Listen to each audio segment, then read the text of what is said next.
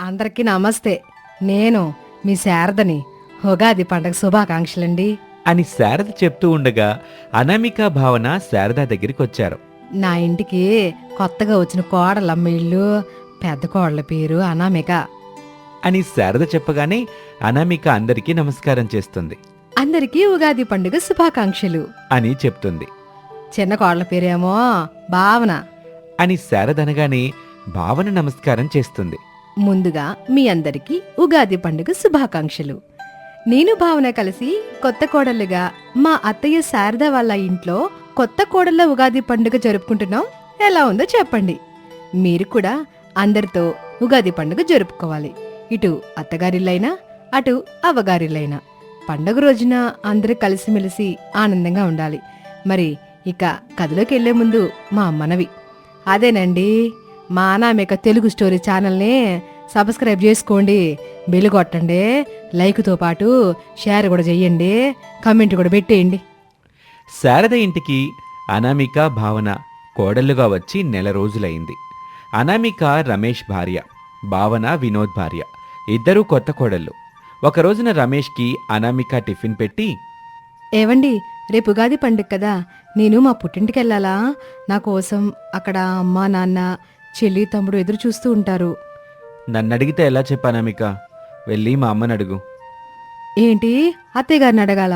నేను అడగను, మీరే అడిగి చెప్పండి. మన పెళ్ళైన తర్వాత వచ్చిన మొదటి పండుగండి ఇది. నాకు తెలుసానామిక, మన పెళ్లి తర్వాత వచ్చిన మొట్టమొదటి పండుగని. నేను మీ పుట్టింటికి వెళ్ళొద్దని చెప్పటం లేదు. నన్నే విధంగా అయితే అడిగావో అదే విధంగా వెళ్ళి మా అమ్మని కూడా అడుగు. అత్తయ్యని చూస్తే భయమేస్తుంది. భయం ఎందుకు చెప్పు?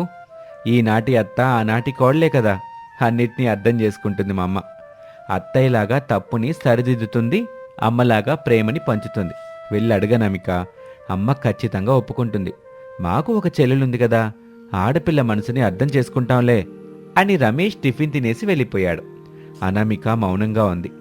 తన గదిలో కూర్చుని పంట పొలం లెక్కలు చూసుకుంటున్న వినోద్ దగ్గరికి పాలు తీసుకొని భావన వచ్చింది. ఈ పాలు తాగి మధ్యాహ్నం వరకు ఏముంటారు చెప్పండి. మీరు కూడా బావగారిలాగా టిఫిన్ చేయొచ్చు కదా. నాకు చిన్నప్పటి నుంచి టిఫిన్ తినే అలవాట్లేదు భావన. ఒక గ్లాస్ పాలు మాత్రమే తాగుతాను. ఇవ్వండి.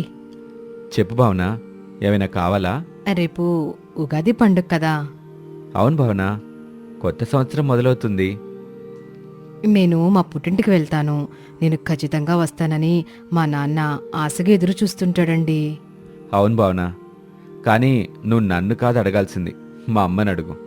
మన పెళ్లి తర్వాత వచ్చిన మొదటి పండుగ, అది కాక ఒకగానొక కూతురివి. మామయ్య కూడా తోడుగా ఎవరు లేరుగా. ఖచ్చితంగా నువ్వు వస్తావని ఎదురు చూస్తూ ఉంటారు. ఇంత బాగా అర్థం చేసుకున్న మీరే అత్తయ్యని అడిగి చెప్పొచ్చు కదా. అడిగి చెప్పొచ్చు భావన. నేను అడిగితే నువ్వు అడుగుతున్నావేంటి బాబు? కోడలికి నోరుంది కదా, కోడలు అడుగుతుంది కదా. భావన అడిగినప్పుడు ఆలోచిస్తానని చెప్తుంది. అసలు ఇదంతా ఎందుకు చెప్పు? అత్తయ్యని అడగాలంటే ఎందుకో ధైర్యం రావట్లేదండి. భయపడకు భావన, మా అమ్మ చాలా మంచిది. అన్ని పరిస్థితుల్ని, అందరి మనసుల్ని అర్థం చేసుకుంటుంది. నువ్వెళ్ళి అడుగు.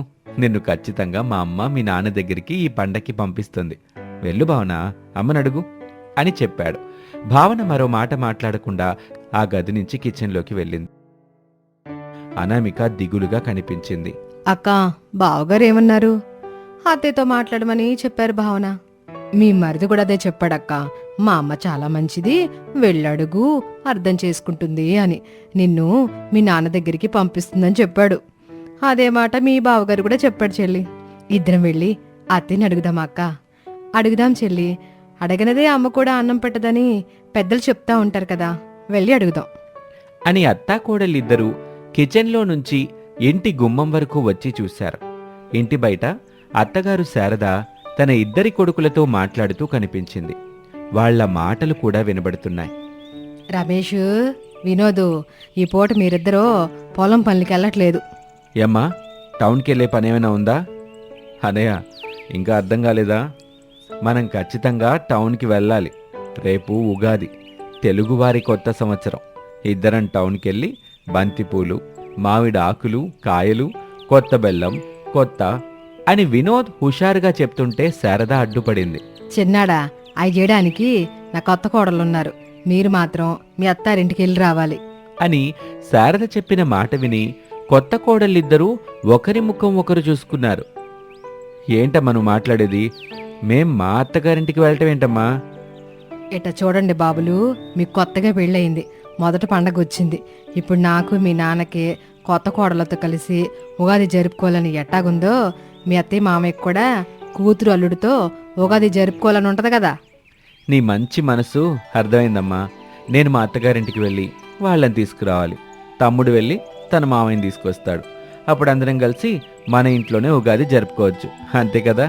అవును బాబు, అప్పుడు ఉగాది రోజున ఎవరు బాధపడరు. ఈ ఉగాది పండగ అందరికీ సంతోషం ఇచ్చుద్ది. ఇద్దరు కోడళ్ళు వచ్చిన తర్వాత మన ఇంట్లో జరుపుతున్న మొదటి పండగ కదా ఇది. అందరికీ ఆనందాన్ని ఇవ్వాలి గాని బాధను కాదు.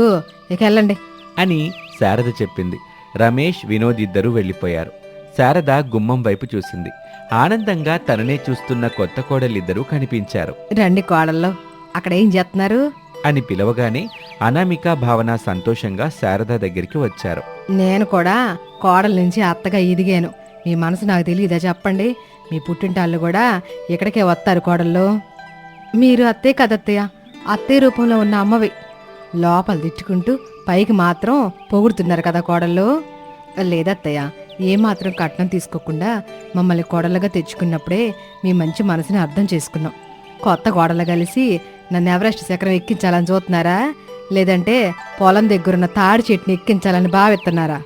నిజం చెప్తున్నావు అత్తయ్య. చెప్పి నిజాలు చాలు గాని పెద్ద కోళ్ళ, నువ్వు పద్మం ఇంటికెళ్ళి మామిడాకులు కాయలు అడిగి తీసుకురా. వామ్మో అత్తయ్య, ఆ పద్మం ఎవరో నాకు తెలీదు. నేను వెళ్ళి మామిడాకులు కాయలు కావాలని ఎలా అడుగుతాను చెప్పండి?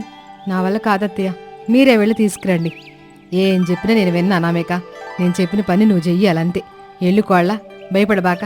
పద్మమ్మ చాలా మంచిది, ఎల్లు అని చెప్పగానే ఇక తప్పదు అని అనామిక భావించి అక్కడి నుంచి వెళ్ళిపోయింది. అత్తయ్య, నేను వెళ్ళి ఇంట్లో పనులు చేసుకుంటాను. ఇప్పటి వరకు చేసిన ఇంటి పనులు సాలే అమ్మ కోళ్ళ. నువ్వు రామయ్య ఇంటికెళ్ళి యాప పువ్వు, కొత్త చింతకాయ, బంతి పూలుంటాయి తీసుకురా. అలాగే అత్తయ్య, ఆ రామయ్య గారి ఇల్లు ఎటువైపు ఉంటుందో చెప్పండి, వెళ్ళి మీరు చెప్పినవి తీసుకొస్తాను అని భావన అడగగానే రామయ్య ఇల్లు ఎక్కడుందో శారద వివరంగా చెప్పింది. ఇక భావన కూడా ఇంటి నుంచి బయలుదేరింది. ఇక మరోపక్క పద్మమ్మ ఇంటికి అనామిక వచ్చింది. ఎవరమ్మా నువ్వు? కొత్తగా చూస్తున్నావు? ఏం దొంగతనం చేయడానికి వచ్చావేంటి? అయ్యో పిన్ని, నేను శారద వాళ్ళ ఇంటికి వచ్చిన కొత్త కోడల్ని అని చెప్పగానే పద్మమ్మ ప్రేమగా, ఏంటి నువ్వు మా శారదమ్మ కోడలువా? అవును పిన్ని, అత్తయ్య మీ దగ్గర నుంచి మామిడాకులు మామిడికాయలు తీసుకురామని చెప్పింది. నువ్వు వెళ్ళి ఇంట్లో కూర్చో తల్లి, నేను పెరట్లోకి వెళ్ళి తీసుకొస్తాను.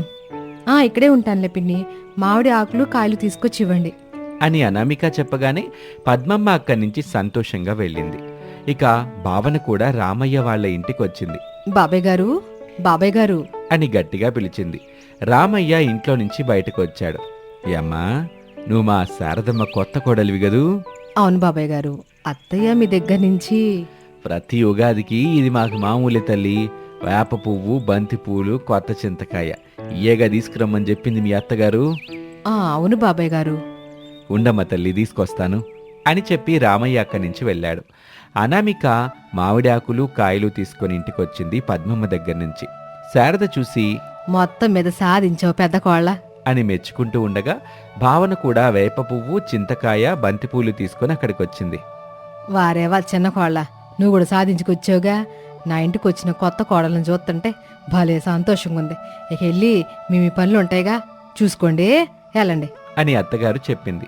ఇక అనామిక, భావన అక్కడి నుంచి వెళ్ళిపోయారు. ఇక ఉగాది పండుగ రోజు శారద ఇల్లు మామిడి తోరణాలతో, బంతిపూలతో అందంగా తయారయ్యింది. పెద్ద కోడలు అనామిక, అమ్మా నాన్నలు సుజాత, రాజయ్యలు వచ్చారు. చిన్న కోడలు భావన తండ్రి చిన్నయ్య అక్కడికొచ్చాడు. అందరితో శారద ఇల్లు ఎంతో సందడిగా ఉంది. అత్తగారు శారద తన కొత్త కోడలు అనామిక, భావనలతో కలిసి ఉగాది పచ్చడి చేస్తుంది. కోడల్లో ఉగాది రోజు ముఖ్యమైన వంటకము ఉగాది పచ్చడి. షడ్రుచుల సమ్మేళనంగా చేసే ఈ పచ్చడే మన జీవితంలో జరిగే వివిధ అనుభవాల్ని సూచిచ్చుద్ది. జీవితంలో అన్ని భావనలు చెప్పే భావం ఇందులోనే ఇముడుంది. పచ్చడిలో కలిసే ఒక్కో పదార్థం ఒక్కో భావానికి, అనుభవానికి ప్రత్యేక అని చెప్తుంటే కోడళ్ళు మాత్రమే కాకుండా అందరూ వింటూ ఉంటారు. చింతపండు పులుపు, నేర్పుగా వ్యవహరించాల్సిన పరిస్థితులు, పచ్చి మామిడికాయ మొక్కలో వగరు, ఇదేమో కొత్త సవాళ్ళు. ఇక ఉప్పు జీవితంలో ఉత్సాహం, రుచికి సంకేతం. బెల్లమేమో తీపి, ఆనందానికి ప్రతీకమ్మా. వేప పువ్వు చేదు, బాధ కలిగించే అనుభవాలు. ఇక కారం సహనం కోల్పోయేటట్లు చేసే పరిస్థితుల్ని తెలియజేస్తాయి అని శారద వివరంగా చెప్పగానే అక్కడున్న అందరూ చప్పట్లు కొట్టారు. చాలా బాగా చెప్పావు చెల్లెమ్మ. అవును చెల్లెమ్మ, నువ్వు చెప్పినవన్నీ నిజాలే. ఉగాది పచ్చడి అంటేనే జీవితం, జీవితం అంటేనే ఉగాది పచ్చడి. నిజవద్దినా, అందరికీ అర్థమయ్యేలాగా చాలా బాగా చెప్పారు. ఎంతైనా నా భార్య కదా బావలు, ఆ మాత్రం లేకపోతే ఎట్టా చెప్పండి. చాలండి సంబరం. కోడలో ఉగాది పచ్చడి తయారైంది, అందరికి పోసియండి. అలాగే అత్తయ్య. అని అనామిక భావన కలిసి ఉగాది పచ్చడి అందరికీ ఇచ్చారు. అందరూ ఆనందంగా తీసుకున్నారు. పండగంటేనే అందరూ కలిసి చేసుకునే గొప్ప వరం. ఈ కొత్త సంవత్సరం మనందరికీ ఎనలేని ఆనందాన్ని పంచాలని కోరుకుంటూ మీ అందరికీ ఉగాది పండుగ శుభాకాంక్షలు. ఉగాది పండుగ శుభాకాంక్షలు. అందరికీ శుభాకాంక్షలు అని చెప్పారు అందరూ. పిండి వంటలతో రకరకాల భోజనాలతో అందరూ కలిసి ఎంతో ఆనందంగా ఉగాది పండుగని సెలబ్రేట్ చేసుకున్నారు.